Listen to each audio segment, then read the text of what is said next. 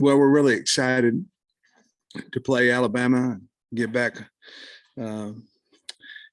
home. They have a great team. Watching tape on them, they're very explosive, really good on defense. Obviously, have probably the best player in college football on defense and the best player in college football on offense. Bryce Young, if it's possibly better than it was last year, he is on tape. Big physical offensive line and defensive line. But we're going to be very excited to get in our stadium and play them on a national CBS game. Okay, with that, I'm ready. All losses are tough, but that first loss, sometimes how a team takes it can define a lot. How are they? How they bounce back after that? Well, I think we're fine. You know, after the game, on the bus I was on going to the airport, I went back and talked to each and every one of them. You know, the great thing about it, the sad thing is we lost. And the great thing is we're not used to it. You know, that was only 2 losses in the last 10 games. But it hurt. You know, we had guys that were crying, but every Saturday you put yourself in that situation, you know, and you just try to do the best you can as a coach and as a player. But we're going to flush it out of here in the first half of our meeting, and then the second half is going to be on to Alabama, and we've got to learn from some things that we did that we have to not do. And once we get that handled, we'll move on. We don't have time. We got University of Alabama coming in here, and I'm sure we'll rebound and be excited to play. Obviously, you guys talk about mistakes and stuff, but it seems like just a handful of plays making mistakes and other team making you pay for it. I mean, how much do you emphasize that with just 5 plays or so? Well, you know, those are the ones. It's like every play. So those are the ones that stick out. You know, a guy can miss a tackle, or, you know, the one time we had a drive going and we threw a pass out to Hazelwood and we lost 5 yards, but we overcame that. We scored, you know, we overcame that. Sometimes a guy misses a tackle wide open, a guy runs for a touchdown. It shows more, you know. Obviously on our fumble, obviously we've talked about it. We've had that situation before, and it goes back for a touchdown. You know, those plays, field goal, you know, those might not be that big a deal. You miss it early in the first quarter, you know, it's just, so each play really matters, and we're going to not make a mountain out of a molehill. We should have played better. We should have not made those mistakes, but we got to move on. We got to learn from it. And if we can do that, then we'll be fine. Did Slusher get banged up again, Coach, late in that game? Not that I know of. He wasn't on the injury report today. But he does make us a better defense playing that nickel spot. Oh yeah, with that KJ is carried. I mean, he's been great quarterback for you for 2 years. Yeah. Is he at times though trying to maybe do too much this year? I don't think so. I think his ball security hasn't been as good as what it was. You know, we're a year ago carrying it, and I think he just gets caught up in the moment. If you look back at Ole Miss last year, he dove over those 3 guys and extended the ball and all that kind of stuff. And it was, you know, I think he is trying to win the game, and probably that's about it, to be honest with you. My question is about offensive balance. I think there's some fans who think, let's just keep doing what we're doing. And I'm wondering, like, if diversity, misdirection, trying to get Malik the ball, all those have value to you. What's the balance maybe between doing both? Well, you go into a game basically thinking that you're going to be about 50-50, 50 run, 50 pass, and you have your packages with different guys. Bless you. And but then during the game, you go with what's working for you, you know, and there's always that fine line where you go, well, just keep doing it, keep doing it, keep doing it. And then you're setting somebody up for something else. sometimes it works, sometimes it doesn't. For instance, with on one of Hornsby's plays, we didn't pitch it back to KJ. If we do, Knox is wide open. That was the play. And for whatever reason, there was a little bit of penetration on Jones's guy. He decided to run it instead of pitch it back. If we pitch it back, I think the guy's wide open. We score a touchdown. So those are things that we felt like we had those are all come in 2-play series, one to set up the other one. Hopefully, obviously, you're trying to get success on both. But our problem right now, and it's not a problem, but we have a lot of good wideouts. We have a lot of good running backs, and getting each one of them carries and things of that nature. We're just trying to win a game, but sometimes things go. The last drive, for instance, whether we were supposed to or not, I was trying to score a touchdown, and we had down there 2nd and 5, and I was trying to milk the clock and score. I would, we'd already seen things during the day that, Missouri had missed their kick and things straight up and this, that, and other, and I just thought we could score, go for 2, and get up 6, and if it was under a minute, I was going to score. Well, we were 2nd and 5. We had the snap hit it Rick in the butt. And so that changed a little bit of our thinking at that point as well. But we just try and do what we can win. But the game plan will have a 50-50 run to pass. And we're going to take really what's kind of going well for us or what they're going to give to us. You have a plan of what the defense has done against other opponents. And then if they change on you've got to change too. Sometimes that's throwing the ball. Sometimes that's running the ball outside, whatever it may be. So you play Alabama within a touchdown on the road last year. Yeah. What do you take from that game that maybe they can't beat us every year, and like things you can do against them? Well, Alabama's, they can beat you before you ever run out on the field. And programs like that, Georgia, I don't know, in other conferences, maybe USC's that way. I don't know. Maybe Oklahoma is that way, per se, in the Big 12 or whomever it may be.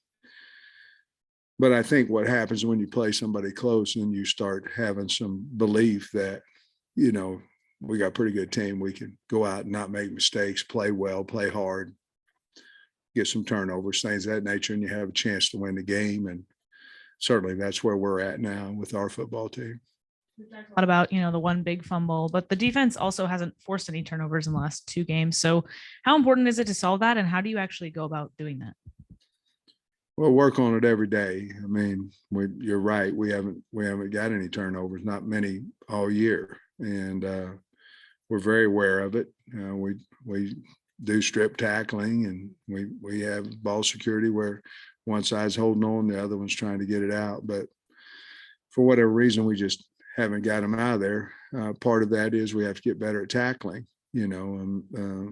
obviously when you tackle them, you have a chance to strip it a little bit better. And tackling has a lot to do within the box, but outside the box is where we're noticeable, and we just got to close that area down. We've got to cover closer so we can get a guy if he catches on the ground and things of that nature. I think we did get better, but we got a long way to go in that. And I know it's early in the week, but have you talked to Drew at all yet about, facing his former team? And I know that's coming more common now with the portal and everything, but what is that like for players, you think? I don't know. That'd be a good question for him. But I would assume for him, it would be, somewhat some familiarity with, what Alabama's doing. And there's got to be something in there. We'll try to downplay that as much because it is just about shedding blocks and tackling and doing his assignment. Obviously, it's different because, people in high school, they probably knew each other too, if they play close rivalry games and things. So he's probably been somewhat through that, nothing like this week, but he's a mature guy. I would assume it won't affect him too much. Just going back to Slusher, wouldn't imagine it's easy for guys to come back and play well after missing some time, but I think he graded pretty well. What did you think of him and the impact he made defensively? He's a big deal on our defense. I mean, he's a good player.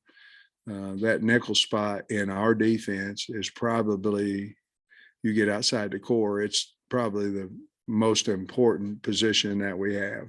And because it's a run position and a pass position, I mean, at the point of attack, and a cover position. Yeah, I was really pleased with the way he played, and I don't want to use surprise as a word, but I was pleased that he played so well, having been out. I was concerned about his conditioning as well and things, but he played the entire game and played well. Sam, it looks like Bryce Young's maybe running the ball a little bit more, and you mentioned you might be even better than last year. What are you seeing from him? What really impresses you about him? A lot of confidence in everything he does, whether he's throwing, whether he's scrambling. He'll stay in the pocket till the last second. When he gets outside the pocket, he just looks comfortable. Like, I could run it for a touchdown. I can throw it for a touchdown. I'm just going to do kind of whichever one I decide to do. And he's been so hard to tackle for the teams that he's been playing. Texas is the only team really that put much pressure on them at all, and they did pressure him well. But I just think he's playing with an extreme amount of confidence, and he's obviously been a good player for probably since he was in sixth grade or whatever, but very, very, very, very confident. Got a lot of players around him. Got some really good backs. Will Anderson, he obviously had a monster year last year. What are you seeing from him, and is he doing something better maybe? Well, he had such a good year last year. He's right where he was last year. You have to have a plan for him. You have to look out there and go, okay, who can change the game on both sides of the ball? And you got to have to try to eliminate them as much as you can with your schematics or double teaming him or whatever it may be, turning a protection, whatever you're going to do. But I've seen him. He's took over a couple of their games defensively, just puts them in second 16, second 15, whether it's run or pass. They got a whole bunch of good players on defense on their D line too, but he sticks out still. Coach Max Fletcher's played 4 games now for y'all. I mean, he's a freshman. Who? Max Fletcher. Just curious what you thought of him through 4 games. I'm so sorry. Oh, you're talking about Matt. Max Fletcher, your punter. Yeah, I know. I'm sorry. I didn't hear you. Inconsistent. Sometimes he's trying to match so much, like Smith, he was trying to keep him from returning the ball so much that it's like a pitcher aiming a ball versus just throwing it, punters have that same where he's trying to aim it, and he's not doing his regular motion. And, he had a couple of nice punts and they didn't have any return yardage, but on 2 of them, there was a reason because they were, 30-yard punts, 28-yard punts. I think just consistency with him. He's got to punt in a game like he does in practice, and I'm sure he'll get better at that. Your defensive ends have flashed quite a bit in the game, Sam, but did the interior defensive line play a little better Saturday night? I noticed Eric Gregory had a couple of plays in a row. Nichols had some plays. I think overall they made more plays. I think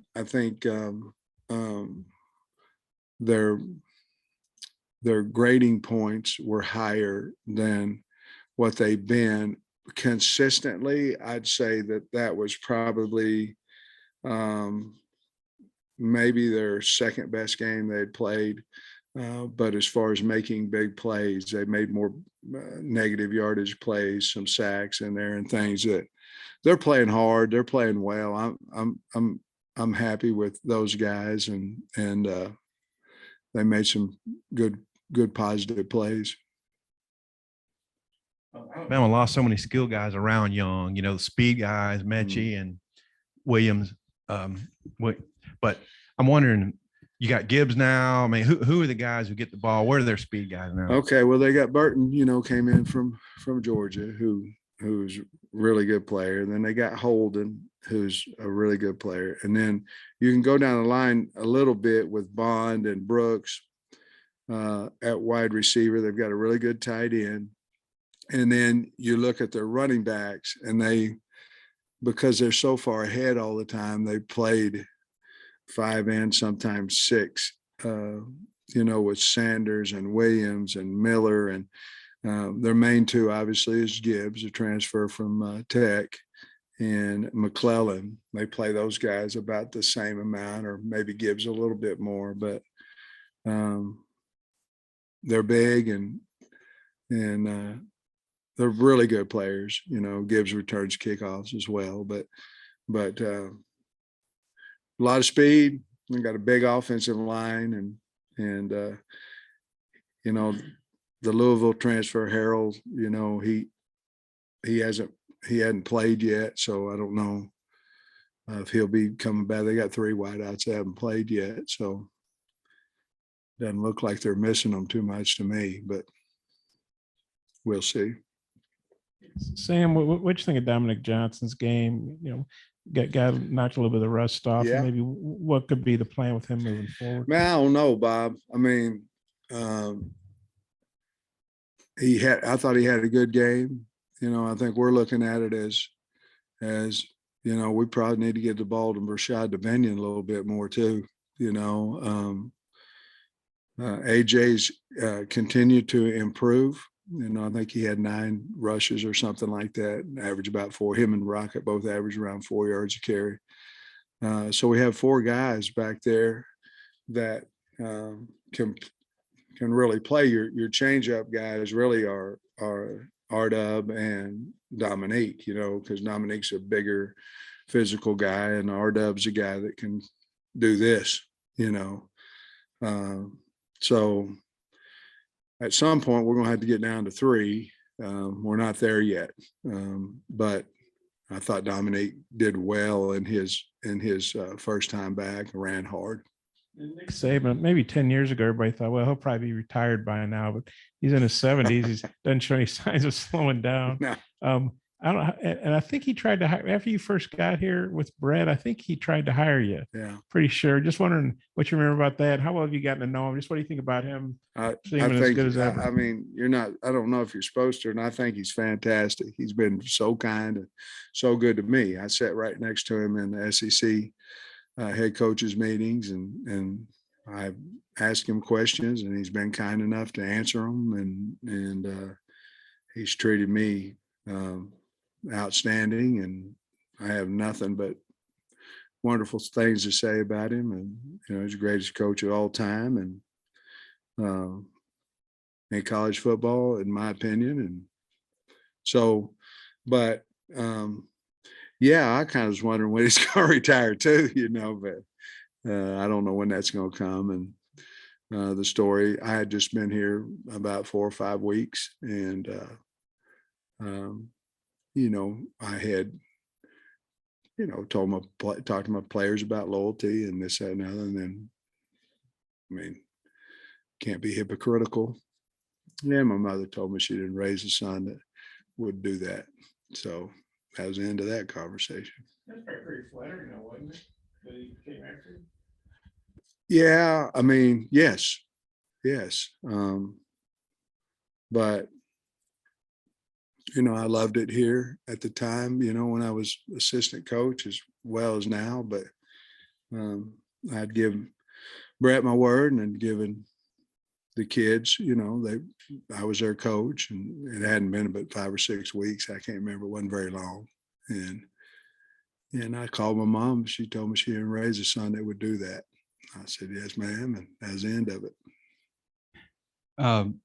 3 of Alabama's games have been pretty significant blowouts, and just the Texas game was close. Does that make it harder to, I guess, scout them, or just to have a whole lot? Because obviously you expect a competitive game, and only one game has been competitive. A little bit, but you're going to get a half. you'll get a half of all those games because they're playing whatever their game plan is and whatever they like to do against whatever defense, whatever offense they're seeing. Yeah, I mean, because in most of the 3 of the 4 games, you're seeing second and third team guys in there. But at that point, you're going back to a little bit of base offense. You're understanding, this is what they do base wise, because that's most of the time what guys do with their second and third team guys when they come in. Yeah, a little bit. The Texas game was sure a good game to watch and learn from that one as well. But yeah, they haven't been close in 3 of them, not 3 of the 4, not close. Curious about your analyst. How many analysts do you have on staff, and like what kind of assignments they have? I'm sure you have some self scouting you have some staying ahead of your schedule, looking at opponents, and special teams analysts and all that kind of stuff. Yeah, we have 3 on both sides of the ball and a special teams analyst. And you're right. One of them would be responsible for us. One of them would be responsible for opponent. Well, actually 2 of them be responsible for opponents coming up. One of them would be responsible for helping with practice, getting all the scripts and all that kind of stuff up for practice. Hurd, our special teams guy, he's he does all of those same things, just in the special teams form. But that's really why we have 3, because we can kind of have us, them, practice type deals as their responsibility. Is that about what you've had in past years, and is that consistent with other It's teams? what we've had since I've been here, but no, it's not. I mean, some have 3, some have 10. It just depends on, I think, what your usage is with them, how many you think you need in there, and that's not a deal where anybody puts a limit on it besides the university. Sam, I'm curious what you and your staff's Sunday schedule looks like after a late game Saturday, traveling back, probably getting home early Sunday morning. Just when does that prep start? If I remember right, I think we got home around 2, something like that. I think we got here maybe 1:30, 1:45, something like that. Got home around 2.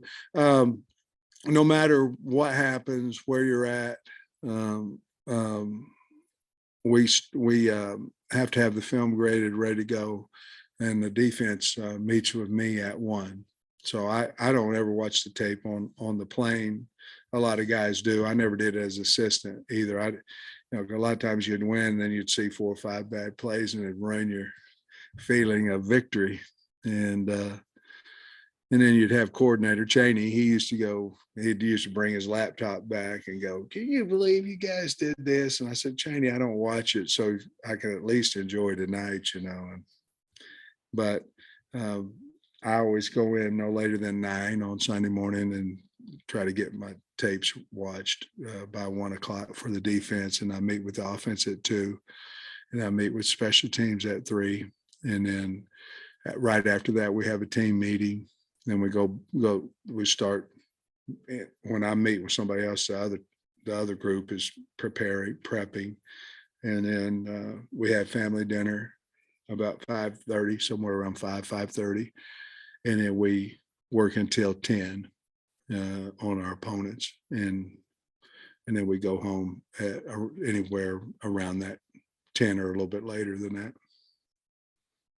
You said on radio Wednesday that there were a couple of guys out for the year. And I don't know if you meant Torian and Jalen or just what 2 guys you were referencing. Well, Cat is one of them, and Day. So he was in Cartilage that we repaired, and if you repair it, that goes into a 3 to 4 month, and that was best for the kid. I mean, you obviously can trim cartilages and all that, and you have a fake knee like I do. If you trim it too much or don't have any bone in there, or you can elect to repair it. His it was intact, but it was loose, and they were able to sew it back in there and repair it. So that's what we wanted to do for him. Coach, kickers can sometimes be a mental position with Cam. He's been so good for you. Yeah. How do you make sure he doesn't let this bother him down the line? Does having a special teams coordinator like Coach Fountain maybe help with that? Well, I would hope so. Cam's such a unique kid. I mean, a great kid. We're going to put in perspective. He missed a field goal, and that's it. And he didn't lose the game for us. Heck, we had a chance for the game to. I mean, we had a lot more chances than that, and missed a field goal. We'll put it in perspective. I'll bet you he might miss another one, before it's all over. But he's gonna make a whole bunch of them too. So we're just gonna put it in perspective for him, which we have. And also, I was looking at some stats here. You've outscored opponents in every quarter except for the third. You've been outscored 41-13. You have any idea what's going on there? Or can you put your finger on anything? No. I mean, I wish I did. We're going to change up. I mean, we're going to have halftime at practice this week. We're just going to stop. And then we're going to come back and go good on good right when we come off of halftime. And we're going to change the way we stretch coming out of the half, and we got to change something. And you know what we're trying to do? We're trying to put it in our mind that we got to get going. We couldn't get out of our funk Saturday. I mean, we're still up. While the offense, I met with the staff, and then while they were meeting, trying to adjust, I was in the locker room talking to our kids because you could feel that we were behind by 30. And we were up, and you could feel it. And so I went in and started talking to them about, what we have to do, and made them aware that, we haven't started fast in the third quarter and things of that nature. And it was just blah, for a few minutes on the clock, maybe the entire third quarter. And it's been that way the entire year. You always worry about starting fast in the game, and we've been okay with that.